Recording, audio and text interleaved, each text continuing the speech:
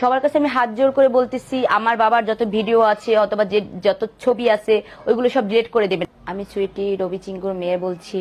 আমার বাবা মারা গেছে, সবাই জানে, মিডিয়ারে সবাই জানে। তো মিডিয়ার থেকে আমার বাবা বেশি টাকা ইনকাম করতে পারেনি। সবাই তো ভাবতেছে অনেক টাকা ইনকাম করছে, আমরা বসে বসে খেতে পারবো। অনেকে প্রশ্ন করে তোমার বাবা তো অনেক টাকা পয়সা রেখে গেছে, ওইগুলো দিয়ে তোমার ভালোই চলবে। কিন্তু না, আমি তো জানি, আমি মেয়ে, আমি জানি। আর আমার বাবা যখন চিকিৎসা করছে, মিডিয়ার কোনো লোক আসেনি আমার বাবাকে হেল্প করার জন্য যে 1 লাখ টাকা দিলাম কি 2 লাখ টাকা দিলাম তোমার বাবা চিকিৎসা করো। তো এরকম বিষয়ে কেউ কিছু বলেনি। তো এখন মানুষ অনেকেই অনেক কথা বলে, তো অনেক টাকা পয়সা রেখে গেছে, বসে বসে খাওয়া যাবে, কিন্তু এটা ভুল কথা।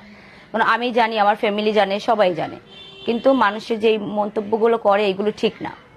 আর আমার বাবা সবাইকে আনন্দ, ভালোবাসা সবকিছুই দিছে। সো আমি চাই না যে আমার বাবার জন্য মানে অনেকে এইটা ওটা বলুক। সবাই